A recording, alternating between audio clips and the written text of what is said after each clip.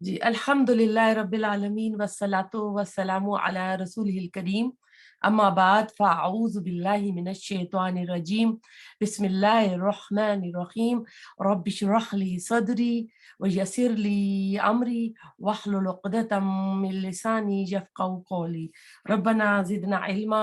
पारा नंबर 6 सूरतुल माइदा, और आज हम करेंगे आयत नंबर 61 से 70 तक इंशाअल्लाह ताला।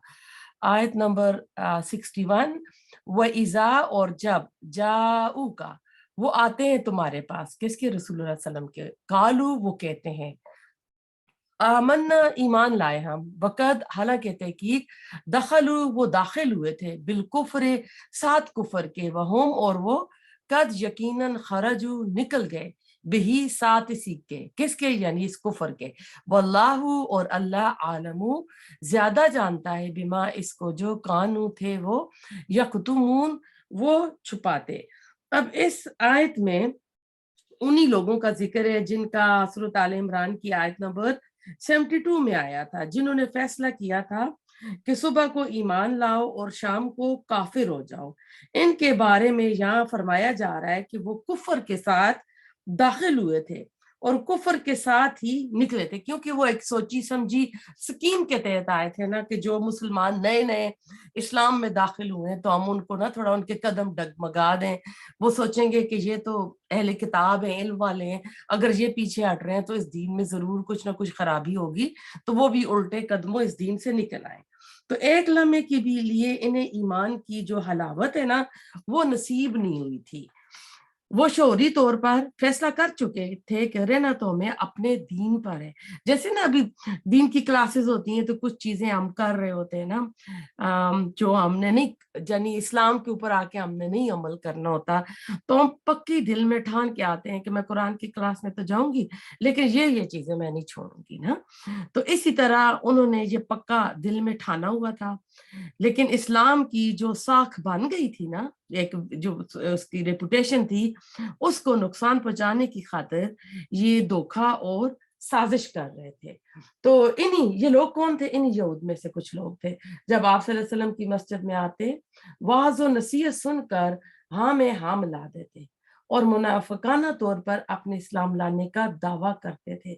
हालांकि इनका ये काम भी मुसलमानों से एक मकरो फ्रेब के लिए होता था, यानी मुसलमानों को धोखा दे रहे होते थे। ईमान एक मिनट के लिए भी इनके दिलों में दाखिल न होता था, जैसे कुफर को अपने दिलों में वो छुपा कर आते, वैसे ही इस आयत में अल्लाह ने फरमाया कि उस कुफर ही के साथ रसूलुल्लाह सल्लल्लाहु अलैहि वसल्लम की महफिल से निकल जाते थे, वहां से रुखसत हो जाते थे। इनकी हर चाल से अल्लाह ताला जो है ना वाकिफ है। और इस आयत में आप देखें कि इनकी ये चाल जो है ना, अल्लाह ताला नबी सल्लल्लाहु अलैहि वसल्लम पे और मुसलमानों के ऊपर ना एक तरह से मतला कर रहा है, उनको वाजिया कर रहा है, उनको इतला दे रहा है। और आज आपको सबको पता है कि मुनाफिक कौन होता है, लीगली मुसलमान होता है, वो मुसलमानों की महफिलों में आता है, बैठता है। आपको पता है कि रसूल सल्लम के जमाने के जो मुनाफिक थे, वो तो जुमे की नमाजों में भी आते थे और पहली सफ में आके अब्दुल्ला बिन उबई बैठता था। रसूल सल्लम आते तो जुम्मे वाले दिन रसूल सल्लम की शान में वो कसीदे में लाता कि वो हमारा रसूल ऐसा वैसा। और फिर ये देखें कि आज के मुनाफिक से उस वक्त मदीना के जो मुनाफिक थे ना, वो कई दर्जा अच्छे थे कि वो तो गजवात में जंगे लड़ने के लिए भी चले जाते थे। आज आप देखें कि आज भी कुछ जिनके अंदर होता है मुनाफिकत का बीज, वो आते हैं क्लासेस में, लेकिन अपने आप को बदलते नहीं।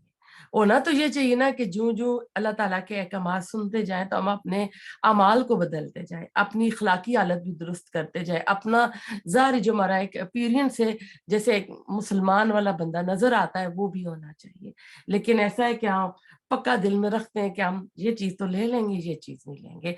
तो इसलिए इस आयत को सिर्फ आप मदीना के उन लोगों की तरफ ना ले जाएं जो रसूल सल्लम की महफिल में आते थे और अल्लाह ने उनके बारे में कहा है, क्योंकि कुरान जो है क़यामत तक के लिए नाजिल हुआ है और ये हर दौर में जैसे इम्प्लीमेंट होता है। और इसके ऊपर हम एक तो हम जो है ना इसकी जो तफसीर करते हैं, एक तो वो करते हैं, लेकिन एक फिर आज के कल के हालात के मुताबिक भी उसकी एग्जाम्पल दी जाती है।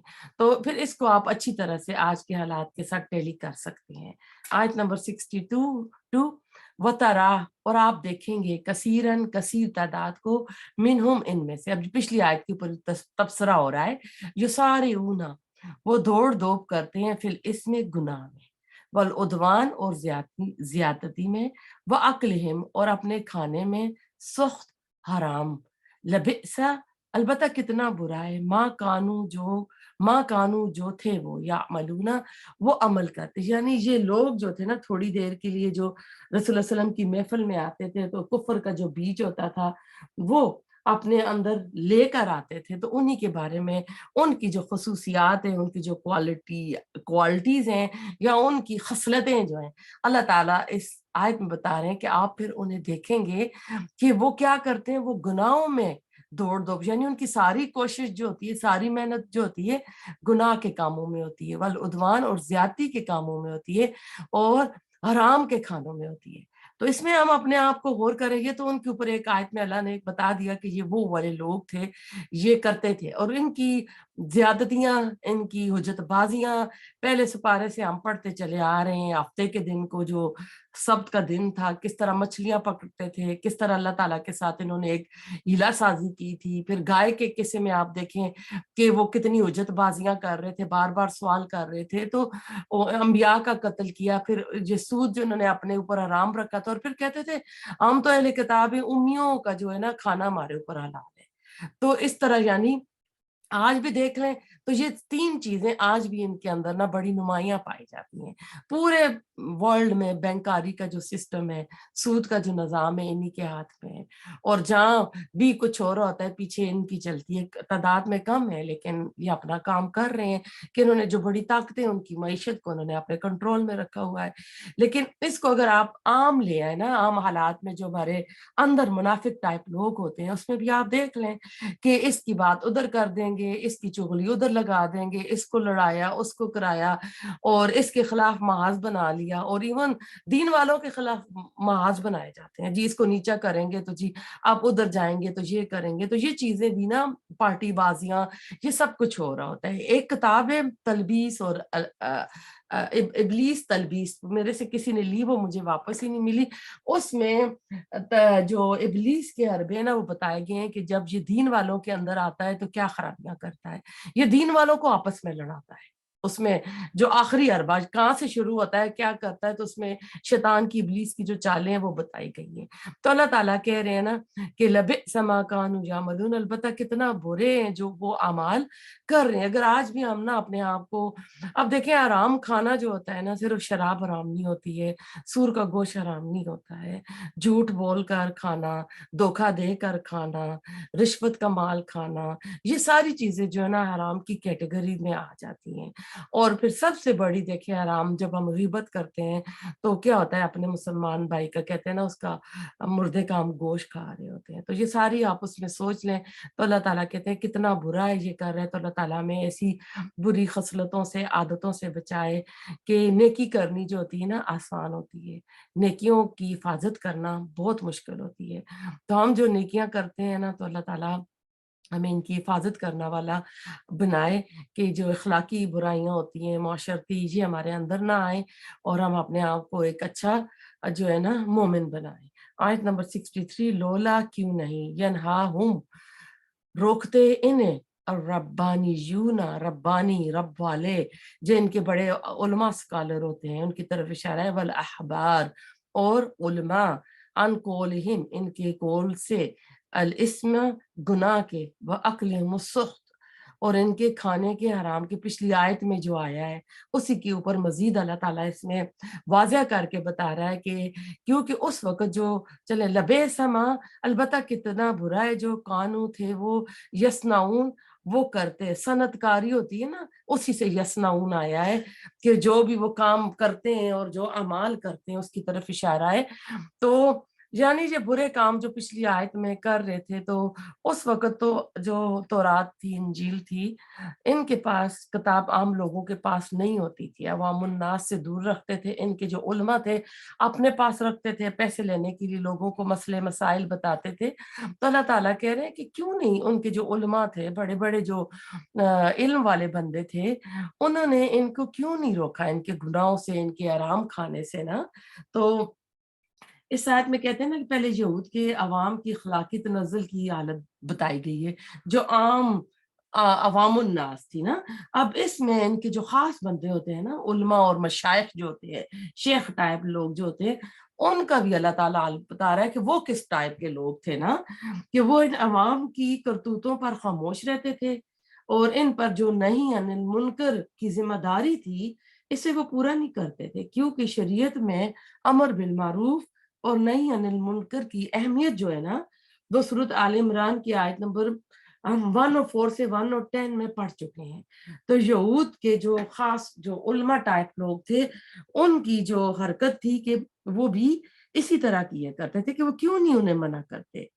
آج لیں اس آیت کو ہمارے معاشرے میں، آج ہمارے یہاں بھی دیکھیں نا، اکثر اور بیشتر پیر اپنے مریدوں کو حرام خوری سے منع نہیں کرتے.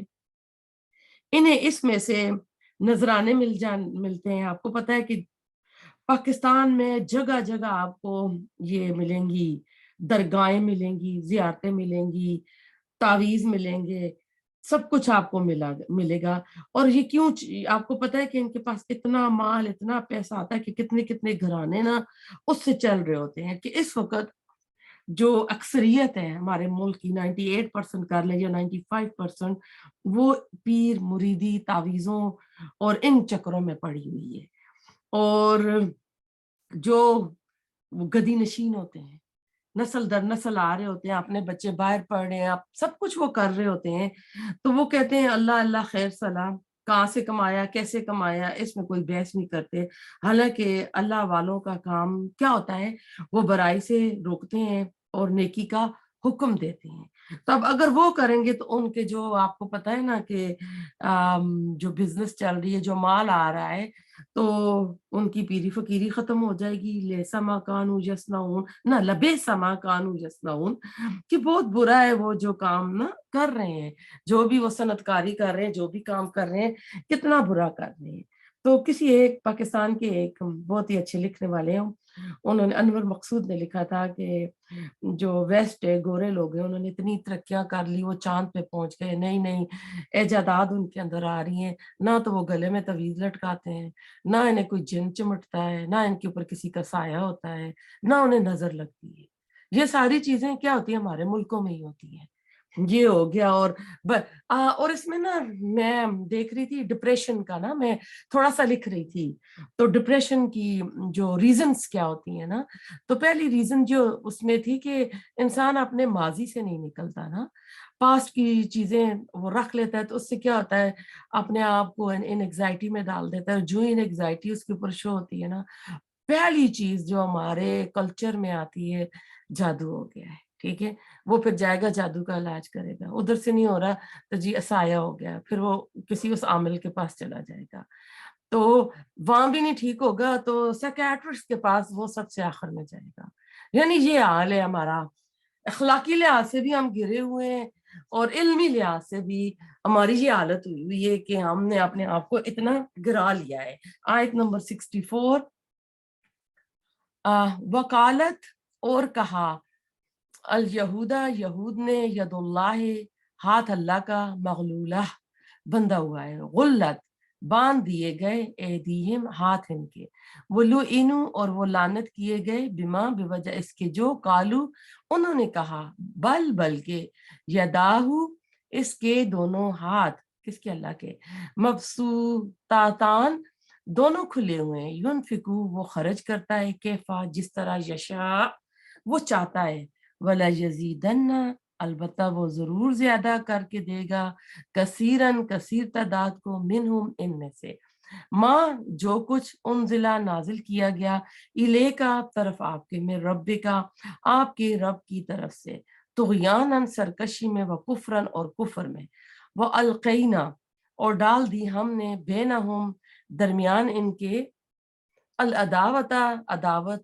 دشمنی، والبغضاء اور بغض، الی یوم القیامہ قیامت کے دن تک، کلما جب کبھی، او کدو انہوں نے بھڑکائی، نارن آگ، للحرب جنگ کے لیے، اطفأہا بجھا دیا اسے، اللہ اللہ نے، ویسعون وہ دھوپ کرتے ہیں، صحیح بھی اسی سے جو صفا مروا میں ہوتی ہے، فی الارض زمین میں فساد کی، واللہ اور اللہ لا یحب نہیں وہ پسند کرتا المفسدین فساد کرنے والے کو۔ اب ان کی اس قول کا مطلب کیا تھا؟ یہود نے کہا تھا کہ اللہ تعالیٰ کا ہاتھ بندھا ہوا ہے، نعوذ باللہ۔ وہ یہ تھا کہ اللہ کی رحمت جو ہمارے لیے تھی وہ بند ہو گئی ہے، نبوت کی رحمت ہمارے لیے یعنی خاص تھی، وہ کہتے تھے نا یہ ہمارے لیے اللہ تعالیٰ نے مختص کر دی ہے، اب یہ دست رحمت ہماری طرف سے بند ہو گیا ہے۔ جائز کا مفہوم یہ بھی ہے کہ جو منافقین کہا کرتے تھے کہ اللہ ہم سے قرض حسنہ مانگتا ہے، تو گویا اللہ فقیر ہو گیا، یہ ہم پڑھ چکے ہیں نا، اور ان اغنیاء ہیں، تو اب اللہ جواب دیتے ہیں غلت کہ ان کے ہاتھ بند گئے ہیں یا بند جائیں ان کے ہاتھ، ولو انو بما قالو اور ان پر لعنت کی اس کے سبب جو انہوں نے کہا، بل یداہو بلکہ اللہ کے دونوں ہاتھ کھلے، ینفقو کیف یشاء، تو اللہ تو خرچ کرتا ہے نا، اور اللہ یقیناً اضافہ کرے گا ان میں سے اکثر کی سرکشی اور کفر میں جو کچھ اے نبی صلی اللہ علیہ وسلم نازل کیا گیا ہے آپ پر آپ کے رب کی طرف سے، یعنی ضد میں آ کر انہوں نے حق اور صداقت پر مبنی اس کلام یعنی قرآن کی مخالفت شروع کر دی ہے۔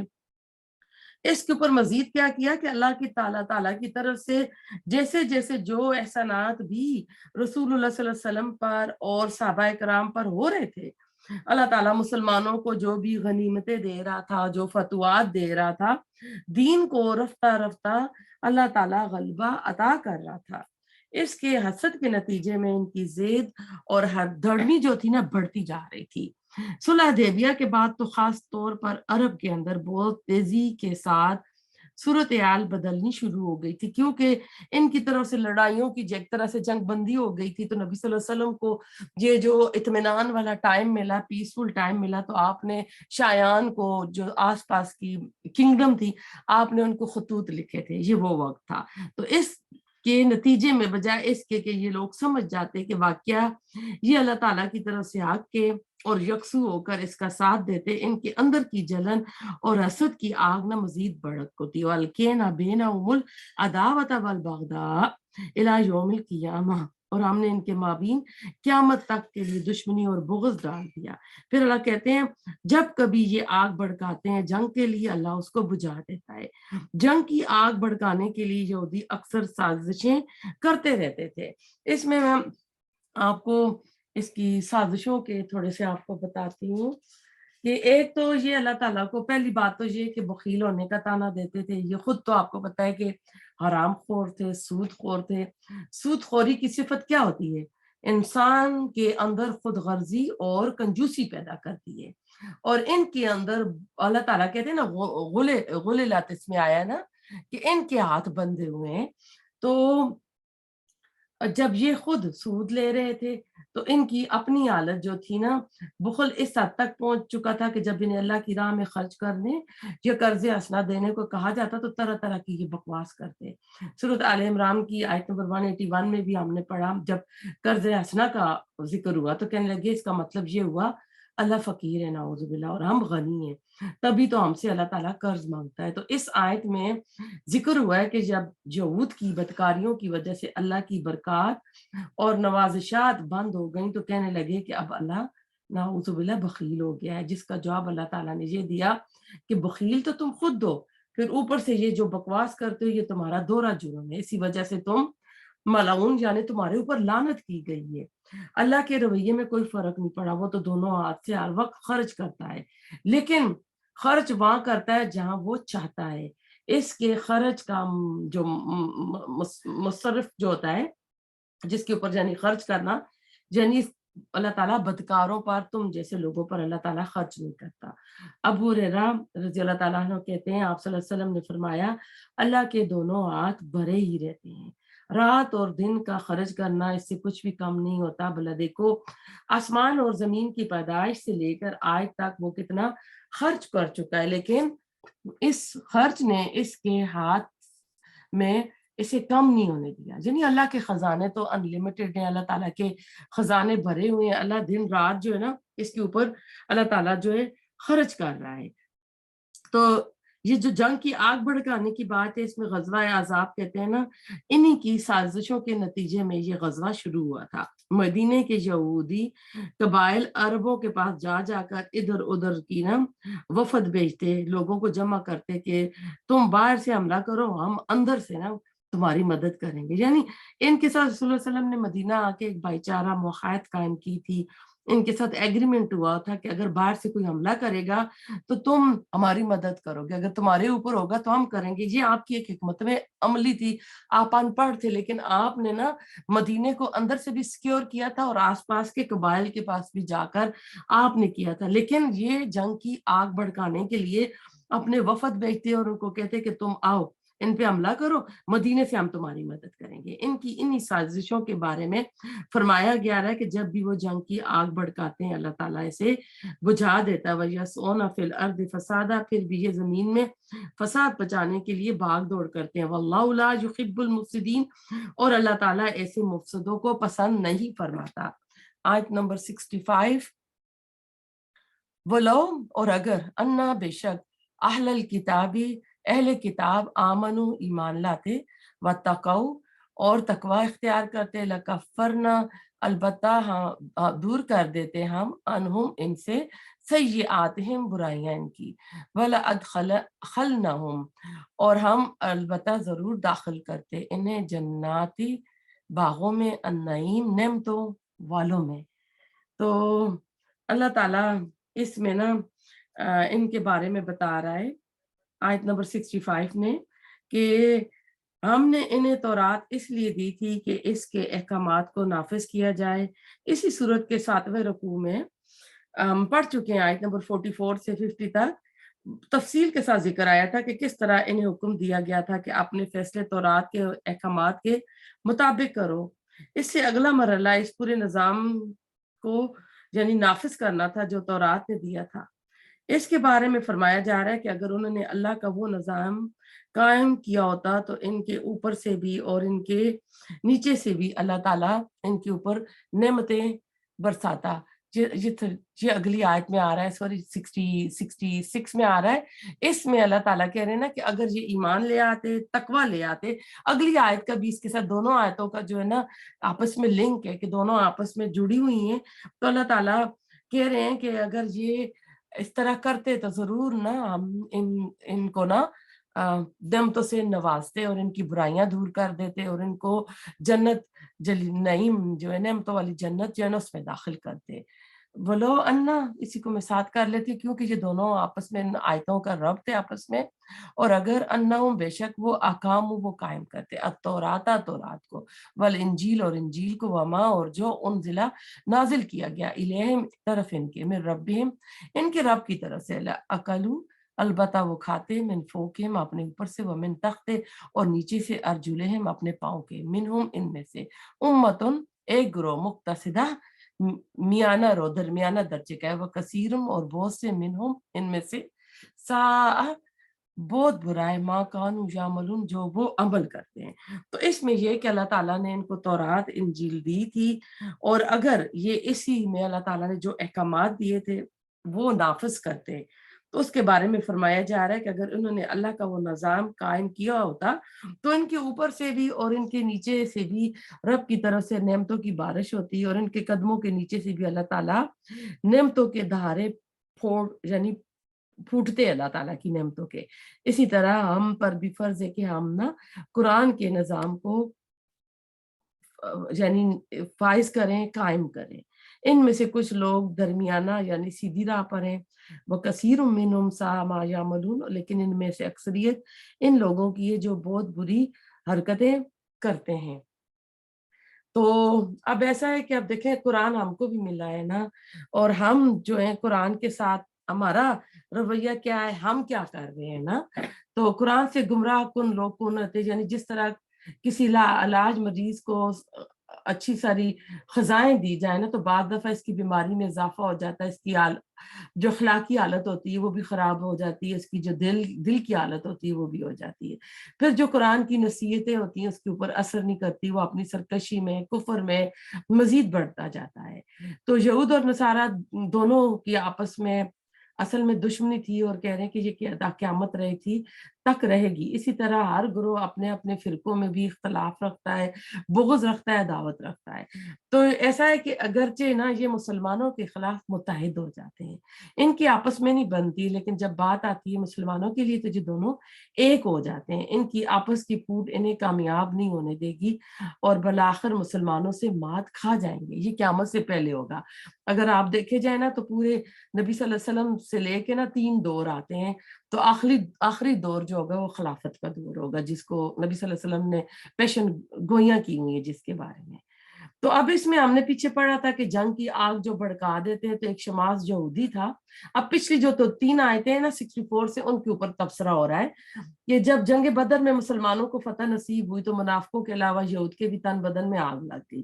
ایک بوڑھے یہودی شماس نے چند یہودی نوجوانوں کو اس بات پر آمادہ کیا کہ جہاں کہیں اوس اور خزرج کے لوگ مل کر مجلس جمائے ہوں, وہاں جا کر جنگ بعاث کے متعلق نہ بات کرنا. نبی صلی اللہ علیہ وسلم جب مدینے آئے تو اس وقت سے پہلے 100 سال سے ایک نا اوس اور خزرج کے درمیان جنگ بعاث چلی آ رہی تھی. اس میں جو 3 گروہ تھے نا یہود کے, 2 ایک بھائی کی طرف تھے اور 2 ایک دوسری کی طرف تھا, 3 تھے. چنانچہ جب ان کے کسی نوجوان یہودی نے ایسی مجلس میں, اب مسلمانوں کی جب مجلس ہوتی تھی نا اوس اور خزرج کی, تو یہ دونوں تو پہلے قبائلی عصبیت میں آ کر ایک دوسرے سے لڑتے جھگڑتے تھے. اب کیونکہ رسول اللہ صلی اللہ علیہ وسلم دین لے کر آئے تو بھائی بھائی بن گئے تھے.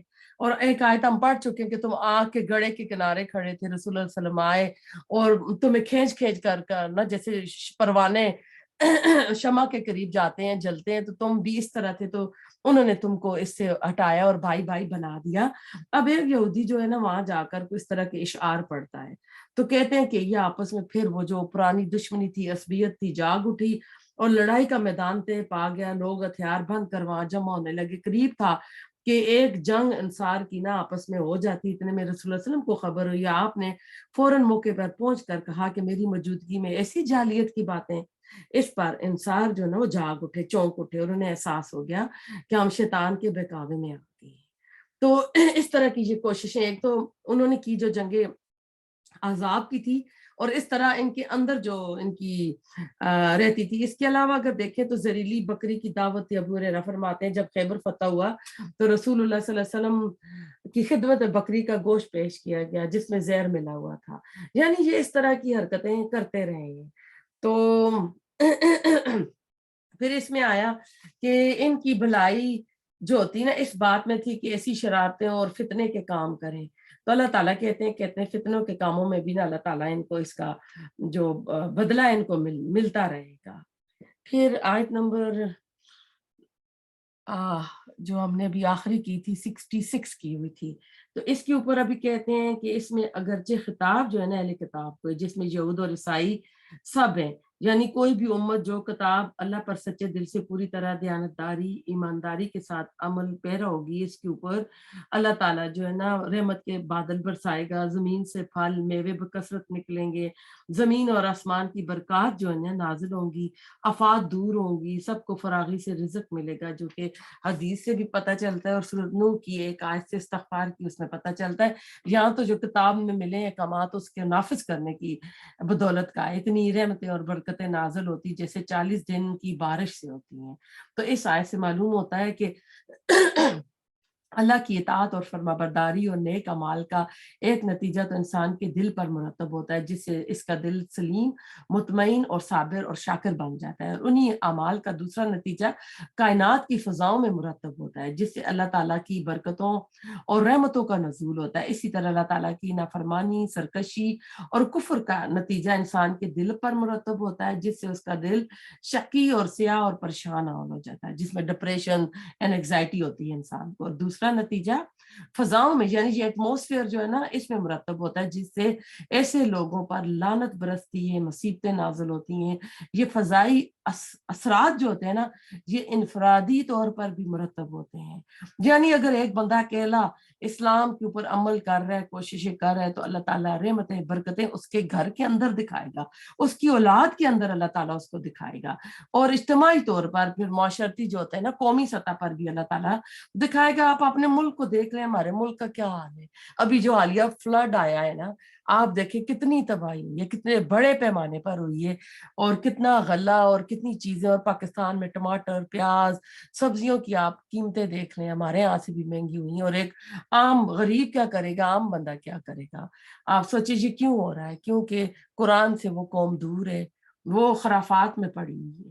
تو یہ ساری ان چیزوں کے اوپر ایک طرح سے نا اس آیات میں آ جاتا ہے نا کہ یہ تو اللہ تعالیٰ بتا رہے ہیں کہ جو بھی کتاب، ان کی کتابیں تورات اور انجیل تھی، آج ہمارے پاس قرآن موجود ہے.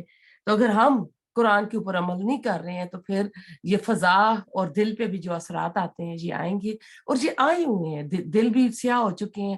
اگر ایکسیڈنٹ میں کوئی مر جاتا ہے تو یا زخمی ہو جاتا ہے، اس کو کوئی ہاسپٹل لے کے نہیں جاتا، بلکہ اس کے فون، اس کے ہاتھوں سے جولریاں اتاری جا رہی ہوتی ہیں، ان کے ہینڈ بیگ چوری کیے جا رہے ہوتے ہیں. تو انسانیت ختم ہو چکی ہے، ہمدردی ختم ہو چکی ہے، تو دل سیاہ ہو چکے ہیں. تو یہ ساری چیزیں نا ہم اپنے ملک میں دیکھ رہے ہیں. اللہ تعالیٰ اصلاح کرے، اور ہم نا قومی سطح پر بھی اللہ تعالیٰ قرآن کے ساتھ جوڑ دے کہ ہم نا اس کے ساتھ جڑیں، اور جو اللہ تعالیٰ نے اپنی رحمتوں کا وعدہ کیا ہے، وہ نعمتیں اور رحمتیں بھی ہم پر نازل ہوں. آیت نمبر 67، یا ایھا الرسول، اے رسول، بلغ، فعل امر ہے، پہنچا دیجئے، ماں جو انزلہ نازل کیا گیا، الے کا طرف آپ کے، من ربی کا آپ کے رب کی طرف سے، وَإِن، اور اگر، لم نہ، تفعل، آپ نے کیا، یعنی ایسا، یہ اللہ کا پیغام پہنچانا، فما، تو نہیں، بلغتا، پہنچایا آپ نے، رسالتہ، پیغام اس کا، یعنی اللہ کا، واللہ، اور اللہ، یعصمو کا، وہ بچائے گا آپ کو، من الناس، لوگوں سے. کتنی پیاری یہ آیت ہے، واللہ یعصمک من الناس. اس کو لوگ کہتے ہیں کہ اگر کسی کو لوگ تنگ کر رہے ہوں، لوگوں کے فتنوں سے ہو رہا، تو یہ آیت کا ٹکڑا بھی وہ پڑھ سکتا ہے. ان اللہ، بے شک اللہ تعالیٰ، لا یہدی، نہیں ہدایت دیتا، القوم الکافرین، اس قوم کو جو کہ کافر ہے. تو کہتے ہیں کہ آپ نے مضمون کے اعتبار سے یہ آیت بہت سخت ہے. اس سے یہ بھی پتہ چلتا ہے کہ اگر وحی میں کہیں رسول اللہ صلی اللہ علیہ وسلم پر تنقید نازل ہوئی ہے تو وہ بھی قرآن میں جوں کی توں موجود ہے اور قیامت تک موجود رہے گی. ایسا ہرگز نہیں ہے کہ ایسی چیزوں کو چھپا لیا گیا ہو.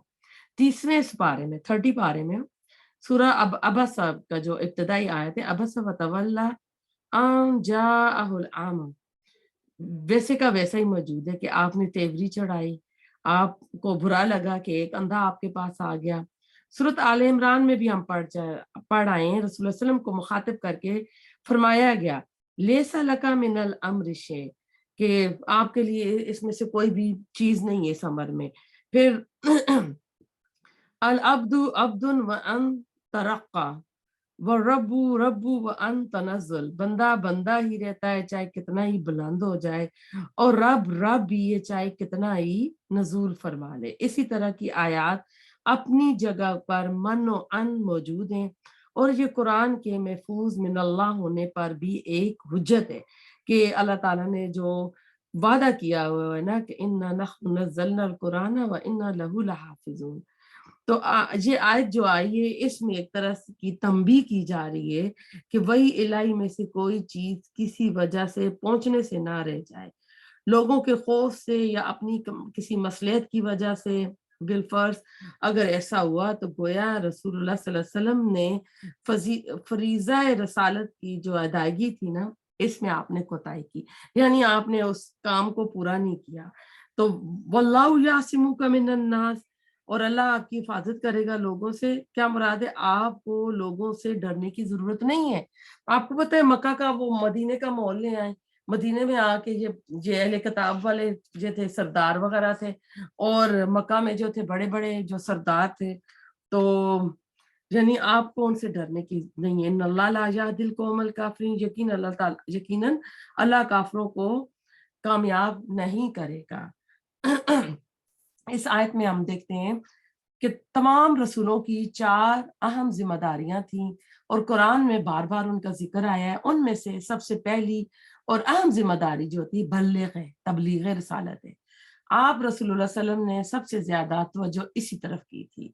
कुफार की जो भी आपको परेशानियां और तकलीफें दे रहे थे, से कर मशक्कत के जो सफर थे आपने वो तय किए, इनफरादी तौर पर भी और इज्तिमाई तौर पर भी। आप लोगों से मिलते, उनके कड़वे कसीले जवाब सुनने के बावजूद आपने इस जिम्मेदारी को पूरी तरह निभाया, ये फरीजा आपने अंजाम दिया। फिर जिंदगी के आखिरी दौर में 3 मुख्तलिफ औकात में हजारों सहाबा कराम के मजमाई में इनसे गवाही भी आपने ली, आया मैंने तबलीग रसालत का पैगाम तुम्हें पहुंचा दिया। जब उन्होंने हाँ में जवाब दिया तो आप सल्लल्लाहु अलैहि वसल्लम ने बुलंद आवाज में कहा था, या अल्लाह गवाह रहना। नीज आपने सहाबा कराम को ताकीद की, फरमाया उन लोगों को रसालत का पैगाम पहुंचा दे जिन तक ये पैगाम नहीं पहुंचा। इसके बाद आपको पता है हज्जतुल विदा के मौके पर हुआ था। इसके बाद सहाबा कराम मदीने में नहीं ठहरे थे, निकल गए थे। फिर इसीलिए तो ये दीन जो है ना, रशिया में, चाइना में, अफगानिस्तान में, इवन पाकिस्तान की हमारी साइड पे, अटक साइड पे, गांव में भी एक साहबी की कब्र मौजूद है, और पंजाबी में उसको साहब बाबा पे बोल देते हैं।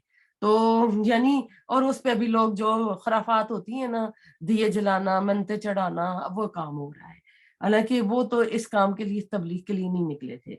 तबलीग रसालत का फरीजा इसके लिए हजरत जाबिर बिन अब्दुल्ला कहते हैं, हज्जतुल विदा के मौके पर खुतबा देने के बाद आपने फरमाया था कि तुमसे मेरे बारे में सवाल किया जाएगा, तुम क्या कहोगे? साहबा ने अर्ज किया, हम गवाही देंगे कि आपने हमें अल्लाह का पैगाम पहुंचा दिया, आपने हक अदा कर दिया और खूब नसीहत और खैर ख्वाही की। आपने अपनी शहादत की उंगली आसमान की तरफ उठाई और लोगों की तरफ इशारा करते हुए 3 बार कहा था, अल्लाहुम्मा अशहद, कि अल्लाह ताला गवाह रहना। ये मुस्लिम की हदीस थी। एक और जगह अबू बकर रज़ी अल्लाह ताला अन्हु कहते हैं, आपने खुतबा हज्जतुल विदा में तमाम मुसलमानों को हुक्म दिया, सुन लो, तुम में से जो लोग मौजूद हैं वो उन लोगों को इस खुतबे को पहुंचा दे जो जहां पर मौजूद नहीं है। ये बुखारी की हदीस है। और हज़रत आयशा फरमाती हैं कि एक दफा आप नमाज कसूफ, जो ये सूरज ग्रहण चांद ग्रहण की नमाज होती है ना, आपने लोगों को खुतबा दिया और अल्लाह की हम्द सना बयान करने के बाद फरमाया, ये सूरज और चांद अल्लाह ताला की निशानियां हैं, इन्हें ना किसी की मौत की वजह से गहन लगता है और ना किसी की पैदाइश की वजह से लगता है। खुतबा खत्म करने के बाद आपने दोनों हाथ ऊपर उठाकर फरमाया, ए अल्लाह, मैंने यकीनन तेरा पैगाम पहुंचा दिया। ये भी मुस्लिम की हदीस थी। वो ये था कि जिस दिन रसूलुल्लाह सल्लल्लाहु अलैहि वसल्लम के साहबजादे इब्राहिम का इंतकाल हुआ था, इसी दिन सूरज को भी इत्तेफाक से ज्ञान लग गया था।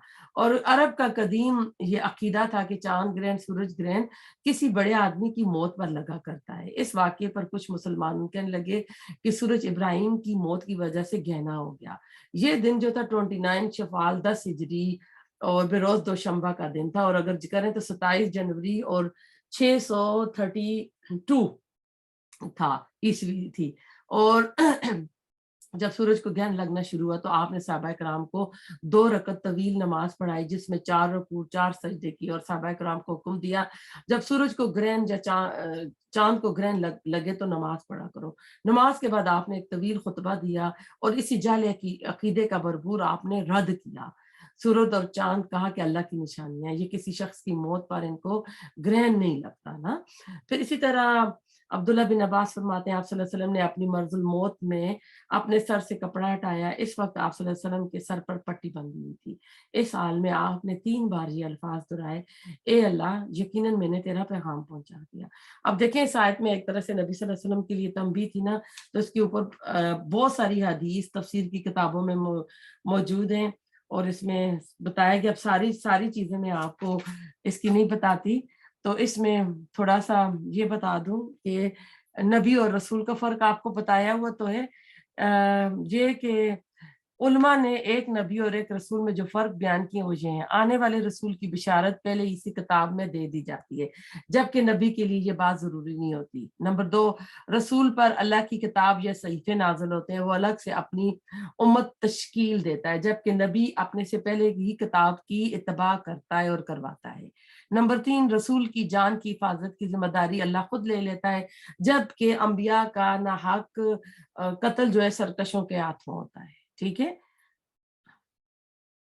अब इसमें हम देखते हैं, ये आयत नंबर 67 चल रही है کہ نبی صلی اللہ علیہ وسلم کا کہا نا اللہ تعالیٰ ہم آپ کو بچا لیں گے، تو نبی صلی اللہ علیہ وسلم کا جو زمانہ نبوت ہے نا 23 سال بنتے ہیں. ابتدائی 3 سال تو انتہائی خفیہ تبلیغ کے تھے مکہ میں، باقی 20 سال کے عرصے میں رسول اللہ صلی اللہ علیہ وسلم پر ٹوٹل قاتلانہ حملے جو ہوئے نا 17 ہوئے ہیں، 17 ٹھیک ہے، آپ کو قتل کر دینے کی سازشیں تیار ہوئی.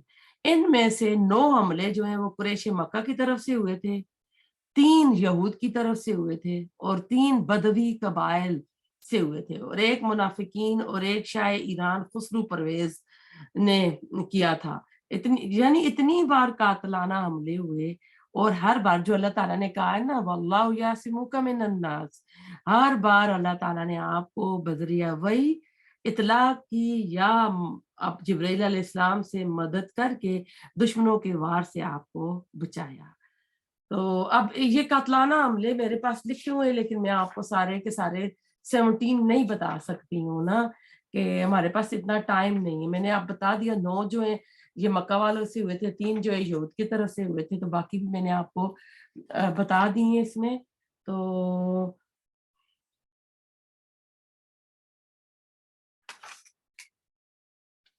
میں دیکھتی ہوں اس میں کچھ اور ضروری ہو تو میں آپ کو بتانا چاہوں تو وہ بتا دوں آپ کو.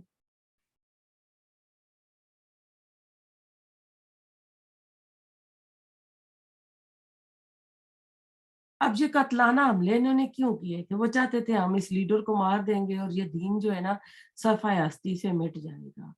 تو اللہ تعالیٰ نے ان کی سازشوں کو، ان کے حملوں کو ناکام بنا دیا، اور اپنی نبی کی جو مدد تھی اللہ تعالیٰ نے وہ کی.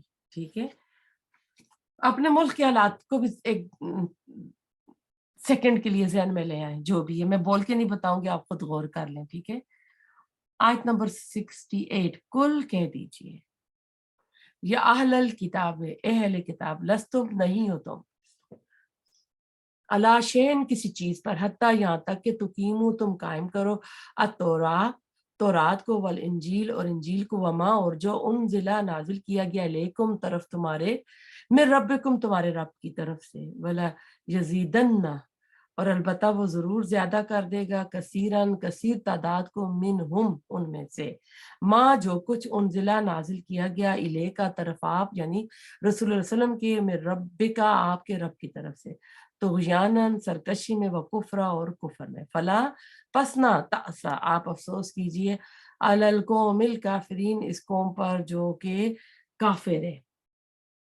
تو ہم آیت نمبر 68 پہ آئے ہوئے ہیں کہ اللہ تعالیٰ کہہ رہے ہیں تمہاری کوئی حیثیت نہیں ہے، کوئی مقام نہیں ہے، کوئی جڑ بنیاد نہیں ہے، تم ہم سے ہم کلام ہونے کے مستحق نہیں ہو، اے اہل کتاب تم کچھ بھی نہیں ہو نا، لستم علی شیء، کب تک نہیں ہو، حتیٰ تقیمو جب تک کہ تم قائم نہ کرو تورات اور انجیل کو اور جو کچھ نازل کیا گیا تم پر تمہارے رب کی طرف سے. اب امت مسلمہ کے حوالے سے اس آیت کو آپ اس طرح کریں، آپ دیکھیں ان کا تو اللہ تعالیٰ نے بتا دیا اے اہل کتاب. اب اہل القرآن ہم اپنے آپ پہ لے آئے نا، انہوں نے تو نہیں کیا تھا، ان کے اوپر ہم کافی ڈیٹیل میں کب سے پہلے سپارے سے پڑھتے چلے آ رہے ہیں. ہم اپنے آپ کو اس میں رکھیں، یا اہل القرآن لستم علی شیء حتیٰ تقیموا القرآن وما انزل الیکم من ربکم. یہ ڈاکٹر اسرار احمد نے یہ اس آیت کو اس طرح لکھا ہے، ٹھیک ہے، کہ ایک قرآن کے ماننے والوں تمہاری کوئی حیثیت نہیں ہے.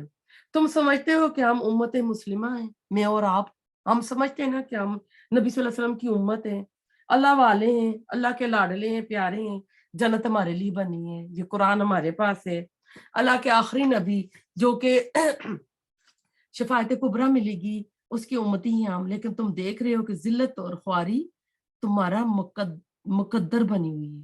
اب دیکھیں ہر طرف سے مسلمانوں پر ذلت ہو رہی ہے، ہر طرف سے تم پر یلغار ہے، عزت اور وقار نام کی کوئی شے تمہارے پاس نہیں رہی. تم کتنی تعداد میں کیوں نہ ہو جاؤ، تمہارے پاس ایک سپر پاور وہ جو تم نے بنایا ہے وہ بھی کیوں نہ ہو جائے، کچھ ویلیو نہیں. وہی ملک سب سے زیادہ جو ہے نا ذلیل ہو رہا ہے، دنیا میں تمہاری کوئی حیثیت نہیں ہے، بلکہ تم اس سے زیادہ بے توقیری کے لیے بھی تیار ہو جاؤ. یاد رکھو تمہاری کوئی اصل نہیں ہے جب تک تم قائم نہ کرو قرآن کو اور اس کے ساتھ جو کچھ مزید تم پر تمہارے رب کی نازل ہوا ہے. رب کی طرف سے مزید کیا نازل ہوا ہے رسول اللہ علیہ وسلم پر؟ قرآن. ایک تو وہی جلی ہے، اس کے علاوہ وہی خفی کے ذریعے احادیث رسول اللہ علیہ وسلم کے قول ہے فعلی، اور آپ کا قول، آپ کی قولی حدیث، آپ کی عملی حدیث اور تقریری جس پہ آپ خاموش رہے، یہ سارے احکامات ہمیں ملتے رہے. اور سنت رسول وہی خفی کا ظہور تو ہے. تو جب تک تم کتاب اور سنت کا نظام قائم نہیں کرتے تمہاری حیثیت کچھ بھی نہیں ہے. یہ بھی یاد رہے کہ یا القرآن کا خطاب خود حضور صلی اللہ علیہ وسلم نے ہمیں دیا ہے. میرے کتابچے مسلمان، ان کی یہ ایک بک ہے ڈاکٹر اسرار احمد کی، اس بک کا نام ہے مسلمانوں پر قرآن مجید کے حقوق. تو اس میں انہوں نے یہ حدیث لکھی ہوئی ہے جس میں رسول اللہ علیہ وسلم نے ہم مسلمانوں کو یا القرآن کہہ کر بتایا ہے. اور اللہ تعالیٰ نے بھی کہا ہے نا کہ میرے اہل کون ہوتے ہیں نا، میرے اہل. تو اس میں بتاتی ہوں کہ یہ اس طرح کہ اہل قرآن کو اپنا تکیہ نہ بنا لینا، بلکہ اسے پڑھا کرو رات کے اوقات میں بھی اور دن کے اوقات میں بھی جیسا کہ اس کے پڑھنے کا حق ہے. اور اسے عام کرو اور خوش الحانی سے پڑھو اور اس میں تدبر کرو تاکہ تم فلاح پاؤ. اس میں آپ کو تجوید کے ساتھ پڑھنے کا بھی مل رہا ہے، گرامر سیکھنے کا بھی مل رہا ہے، اور تدبر میں، اور پھر اس کے اوپر عمل کرو اور پھر آگے بھی پہنچاؤ. یہ ساری چیزیں اللہ تعالیٰ بتا رہا ہے وَلَا يَزِيدَنَّ كَثِيرًا مِّنْهُمْ. لیکن اے نبی صلی اللہ علیہ وسلم جو آپ پر نازل کیا گیا ہے آپ کے رب کی طرف سے، یہ ان کے اکثر لوگوں کی سرکشی اور کفر میں یقیناً اضافہ کرے گا. یعنی ان کی سرکشی اور طغیانی میں اضافہ ہوگا، ان کی مخالفت اور مزید بڑھتی چلی جائے گی. حسد کی آگ میں وہ مزید جلتے جائیں گے. فَلَا تَأْسَ عَلَىٰ قَوْمِ الْكَافِرِينَ. تو آپ ان کافروں کے بارے میں افسوس نہ کریں. نبی چونکہ اپنی امت کے حق میں نہایت رفیق اور شفیق ہوتا ہے، جو بھی نبی ہو اپنی امت کا خیر خواہ ہوتا ہے، لہذا قوم پر عذاب کے تصور سے اسے صدمہ ہوتا ہے. جیسے جب ابراہیم علیہ السلام کے پاس خوبصورت فرشتے آئے تھے، بیٹے کی خوشخبری دیتے ہیں اور ساتھ کہتے ہیں کہ ہم تمہارے بھائی لوط کی طرف جا رہے ہیں، تو ان کو منع کرنے لگے اور اپنی خوشی جو تھی نا بیٹے کی وہ بھی بھول گئے اور افسوس کرنے لگے تھے. تو کہتے ہیں پھر خصوصاً جب وہ لوگ اپنی برادری سے بھی ہوں جیسا کہ بنی اسماعیل تھے تو یہ رنج اور صدمہ دو چند ہو جاتا ہے. چنانچہ جب قریش مکہ کے بارے میں سورۃ یونس اور سورۃ ہود میں عذاب کی خبریں آنا شروع ہوئیں تو حضور صلی اللہ علیہ وسلم بہت فکر مند اور غمگین رہنے لگے. اور آپ سے پوچھا گیا تھا کہ آپ بہت جلدی بوڑھے ہو رہے ہیں، تو آپ نے کہا تھا مجھے سورۃ ہود اور اس کی بہنوں نے بوڑھا کر دیا. سورہ مونس ہوتی ہے نا تو بہنوں کا لفظ آیا ہے. اور اس فکر اور تشویش کی وجہ سے آپ کے بالوں میں یکدم سفیدی آ گئی. اس پر ابو بکر صدیق نے پوچھا تھا کہ حضور صلی اللہ علیہ وسلم آپ کو کیا ہوا، آپ پر بڑھاپا طاری ہو گیا ہے؟ تو آپ نے فرمایا شیبتنی ہودن و اخواتها، مجھے سورۃ ہود اور اس کی بہنوں یعنی اس کی مضمون صورتوں نے بوڑھا کر دیا ہے. ان صورتوں کا انظار ایسا ہے جیسے اب مہلت ختم ہوئی جاتی ہے اور عذاب کا دھارا چھوٹنے والا ہے. یعنی تو آپ ڈر جاتے تھے کہ ابھی نہ میرے، کیونکہ وہ سارے آپ کے رشتہ دار تھے، آپ کے قبیلے کے، آپ کے اپنے تھے، تو آپ کو اس سے ڈر جاتا تھا نا. تو اس سے معلوم ہوتا ہے دین کی اصل بنیاد صرف کتاب اللہ، منزل اللہ تعالیٰ کی طرف سے جو وہی آتی ہے وہی ہوتی ہے. لہذا اپنے ہر عقیدے، اپنے ہر عمل کو ہم قرآن اور سنت کی کسوٹی پر پرکھیں تو انسان اب گمراہی سے محفوظ ہو سکتا ہے. یہود اور نصارہ دونوں کو مخاطب کر کے کہا جا رہا ہے تم عقائد اور اعمال کو اللہ کی نازل کرتا کتاب پر پیش کر کے خود ہی فیصلہ کر لو کہ تم اس پر ایمان لانے کے دعوے میں کس حد تک سچے ہو. ٹھیک ہے، آیت نمبر 69. ان الذین، بے شک وہ لوگ، آمنو جو ایمان لائے، والذین اور وہ جو ہادو یہودی بن گئے، والصابئون اور جو صابی ہیں، والنصارى اور جو نصارہ ہیں کرسچن، من جو کوئی آمنہ ایمان لایا، باللہ اللہ پر، والیوم الاخر اور آخری دن پر، وعمل اور اس نے عمل کیے، صالحا نیک، فلا تو نہ خوف کوئی خوف ہوگا، علیہم ان پر، ولا ہم اور نہ وہ یحزنون غمگین ہوں گے. سورۃ بقرہ میں بھی اس طرح کی آیت ہم نا یہی مضمون 8ویں رکوع میں آیت نمبر 62 میں پڑھ چکے ہیں، جن سے بعض لوگوں کو دھوکہ ہوتا ہے کہ شاید نجات کے لیے ایمان بالرسالت کی ضرورت نہیں ہے. حالانکہ سورۃ نساء کی آیت نمبر 50، 51، 52 میں اللہ اور اس کے رسول کے مابین تفریق کرنے والوں کے لیے بہت واضح انداز میں فرمایا گیا اولائکا humul کافرون حقا، کہ وہی لوگ تو پکے کافر ہیں۔ دوسری بات یہاں ذہن میں رکھیں کہ ان تمام صورتوں میں محمد صلی اللہ علیہ وسلم پر ایمان لانے کی دعوت قدم قدم پر ہے، بار بار ہے، لہٰذا اس سے کوئی یعنی کسی کو جواز نہیں ملتا کہ اس سے کوئی اس کو رخصت مل جائے گی، سوائے اس کے کہ کسی کی نیت میں فساد ہو اور دل میں کجی آ گئی ہو۔ من آمن باللہ والیوم الآخر وعمل صالحا فلا خوف علیہم ولا هم یحزنون۔ اپنے اپنے زمانے میں جس قوم جس گروہ سے جو کوئی ایمان لایا اللہ پر یوم آخرت پر، اس نے اچھے عمل کیے تو اس پر کوئی خوف نہ ہوگا اور نہ غم ہوگا۔ یہاں وہ تمام لوگ مراد ہے جو اپنے اپنے دور میں اللہ پر اور آخرت پر ایمان اور یقین رکھتے تھے، اپنے وقت کے نبی اور گزشتہ جو پچھلے انبیاء تھے ان پر بھی ایمان رکھتے تھے، جیسے حضرت عیسیٰ علیہ السلام سے قبل زمانے میں جو یہودی تھے، جو کتاب اللہ یعنی تورات پر یقین رکھتے تھے، حضرت موسیٰ کو مانتے تھے، دوسرے انبیاء کو بھی مانتے تھے۔ اب انہوں نے کیا مانا؟ یہود تو سارے انبیاء کو مانتے آئے، انہوں نے صرف رسول اللہ صلی اللہ علیہ وسلم کا اور عیسیٰ علیہ السلام کا انکار کیا ہے نا، اور نیک عمل بھی کرتے تھے، تو وہ تو گئے بخشے گئے۔ لیکن اب جس نے بھی رسول اللہ علیہ وسلم نے کہا کہ میرا نام سنا میرے پہ ایمان نہیں لایا، تو وہ پھر نہیں ہے ولا، ہم نے پہلے سپارے میں بھی پڑھا تھا، وہ کہتے ہیں ہم ایمان لائے ہیں آخرت پر، اس پر تو اللہ کہتے ہیں ان کا ایمان قابل قبول نہیں ہے، ولا ہم یؤمنون، کہ وہ ایمان والے نہیں ہیں۔ تو عمل کے معاملے میں اصل چیز، اصل بنیاد اللہ کی رضا جوئی، آخرت کی جزا طلبی ہے۔ تو ایسا ہے کہ وہ جو اپنے اپنے انبیاء کی وقتوں میں تھے اس وقت پچھلے انبیاء پر بھی ایمان لائے، اپنے انبیاء پر بھی، ان کی تو ہو جائے گی، لیکن رسول اللہ علیہ وسلم کے بعد جو رسول اللہ علیہ وسلم پر ایمان نہیں لایا تو اس کی پھر پکڑ ہوگی۔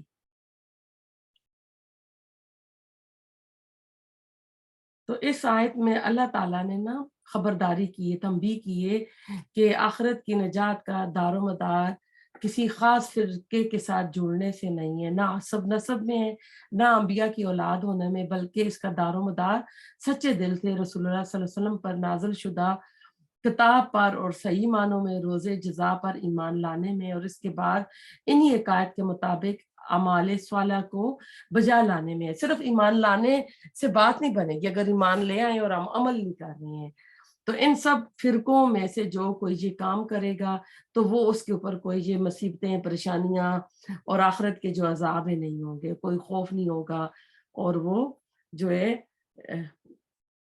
جنت میں جائے گا۔ اب آج کی آخری آیت کر رہے ہیں۔ اب اس آیت میں اب اللہ تعالیٰ نا بتائیں گے اخروی نجات کے حقدار کون ہے۔ آیت نمبر 70، لقد البتہ تحقیق اخذنا لیا ہم نے میثاق کا پختہ عہد بنی اسرائیل سے، و ارسلنا اور بھیجے ہم نے الیہم طرف ان کی رسولن کئی رسول، کلما جب کبھی جاہم آیا ان کے پاس رسولم کوئی رسول، بما ساتھ اس کے جو لا تہوا نہیں چاہتے تھے، انفسہم نفس ان کے، فریقن ایک گروہ کو، کذبوا انہوں نے جھٹلایا، و فریقن اور ایک گروہ کو، یقتلون وہ قتل کرتے تھے۔ اس سے ملتی جلتی آیت پہلے بھی ہم پڑھ چکے ہیں۔ یہاں بہت سے رسول بھیجنے سے مراد بہت سے انبیاء بھیجے، جیسا کہ قرآن مجید میں رسول کا لفظ نبی کی جگہ بھی استعمال ہوا ہے۔ البتہ جہاں تک لفظ رسول کے اصطلاحی مفہوم کا تعلق ہے تو اس میں حضرت موسیٰ علیہ السلام کے بعد بنی اسرائیل میں جو رسول آیا وہ عیسیٰ علیہ السلام تھے، کیونکہ نبی صلی اللہ علیہ وسلم تو پھر ان کے نہیں آئے، وہ تو بنی اسماعیل میں آئے تھے۔ کلما جاءہم رسول بما لا تہوی انفسہم، کہ جب بھی ان کے پاس کوئی رسول آیا تو انہوں نے جو کچھ لے کر آیا تو انہوں نے اس کو پسند نہیں کیا، ان کی خواہش نفس کے خلاف تھا، تو اس لیے انہوں نے کیا فریقاً کذبوا و فریقاً یقتلون، تو ایک گروہ کو تو انہوں نے جھٹلایا اور ایک گروہ کو انہوں نے قتل کر دیا۔ تو بنی اسرائیل کی ایسے کرتوتوں کا ذکر قرآن میں کئی مقامات ہے، اور اس سے ملتی جلتی آیت ہم پہلے پڑھ بھی چکے ہیں۔ تو پتہ چلتا ہے ان کا دین صرف اپنی خواہشات کی پیروی کا تھا، کتاب اللہ میں سے ایسی چیزوں کی پیروی کر لینا جو ان کی خواہشات کے مطابق ہوں، اور جو باتیں خواہشات کے خلاف ہوں ان میں نافرمانی اور سرکشی کی راہ اختیار کر جانا، اصل کتاب اللہ کی پیروی نہیں کرنا بلکہ اپنی خواہشات کی پیروی یہ کرتے تھے، اور وہی کچھ کیا کرتے تھے جو ان کی خواہشیں نفس چاہتی تھی، اور اس حد تک بڑھے ہوئے تھے کہ پھر انہوں نے، اللہ نے کہا نا کہ انہوں نے پھر وفریقاً کذبتم، کہ انہوں نے ایک फरीकन कज़्ज़बू व फरीकन यक़्तुलून, तो एक नबियों के गिरोह को उन्होंने झुटलाया किसको, नबी सल्लल्लाहु अलैहि वसल्लम को झुटलाया, और नबियों को कत्ल किसको किया, जैसे ईसा अलैहिस्सलाम को उन्होंने चढ़ाया। ये तो ये कहते हैं ना कि हमने उनको सूली चढ़ा दिया था। इसके अलावा याह्या अलैहिस्सलाम और उनके वालिद जो थे उनका जो उन्होंने, और भी कई अंबिया थे जिनका इन्होंने कत्ल किया। तो अल्लाह ताला हमें अब अमल की तौफीक दे। इसमें हम देखते हैं कि इन्होंने ना जकरिया और याह्या अलैहिस्सलाम के वालिद जकरिया थे, अभी मेरे ज़हन से नाम निकल गया था, बख्त नस्र के हाथों इन्होंने किया। उन्होंने ये समझ रखा था कि हम अंबिया की औलाद हैं, लिहाजा हम जो कुछ कर लें हम पर अजाब नहीं आ सकता। इसी अकीदे ने इन्हें हर तरह के जराइम पर दलेर बना दिया था। और फिर बख्त नस्र जो था ना, अजाब कहर अलाई बन कर इनके ऊपर नाजिल हुआ, जिसने इनकी सल्तनत को, जो इनके हेकले सुलेमानी थे, और इनको तहस नहस कर लिया, बेशुमार बंदों को कैदी बना के बाबल ले गया था। वो मुद्दतों वहां कैदी रहे, फिर अल्लाह ताला की तरफ इन्होंने रुजू किया। अब बात देखें ना, रुजू किया। आज हम मुसलमानों को भी अल्लाह ताला की तरफ रुजू करना है, कुरान के साथ, अल्लाह ताला के अहकामात के साथ जुड़ना है। तो फिर अल्लाह ताला ने इनकी खताएं माफ कर दी, और मलूक फारस की मदद से इन्हें बख्त नसर की कैद से रिहाई मिली। फिर जब अल्लाह ने इन पर मेहरबानियां फरमाई, ऐशो आराम से जिंदगी गुजारने लगे, तो फिर कुफर और नाफरमानी में हद से बढ़ गए। फिर जो टाइटस था उसने इनकी ईंट से ईंट बचा दी। जब इन्होंने जकरिया अलैहिस्सलाम को, याह्या अलैहिस्सलाम को कत्ल किया, हजरत ईसा अलैहिस्सलाम को फिर बाद में इन्होंने सूली पर चढ़ाया। तो ये इनके जो करतूत थे ये सारे ये करते आए हैं। अल्लाह ताला हमें जो पढ़ा उसके ऊपर अमल की तौफीक अता फरमाए, कुरान के साथ अल्लाह ताला हमें जोड़ के रखे और इसके ऊपर अमल करने वाला बनाए, ये कब्र में भी हमारा साथी बने और हमें जन्नत में छोड़ कर आए। हमारी बहन एक सिस्टर किश्वर बीमार है, अल्लाह ताला उन्हें शिफाए आजिला कामला अता फरमाए। जो जो बीमार है अल्लाह ताला उन पे खास करम करे। हम सब के घरों पे अल्लाह ताला रहमत बरकतें नाज़िल फरमाए। रब्बना तकब्बल मिन्ना इन्नका अंतस समीउल अलीम व तुब अलैना इन्नका अंतत तव्वाबुर रहीम। सुब्हानक अल्लाहुम्मा बिहम्दिका नशहदु अल्ला इलाहा इल्ला अंता नस्तगफिरुका व नतूबु इलैक।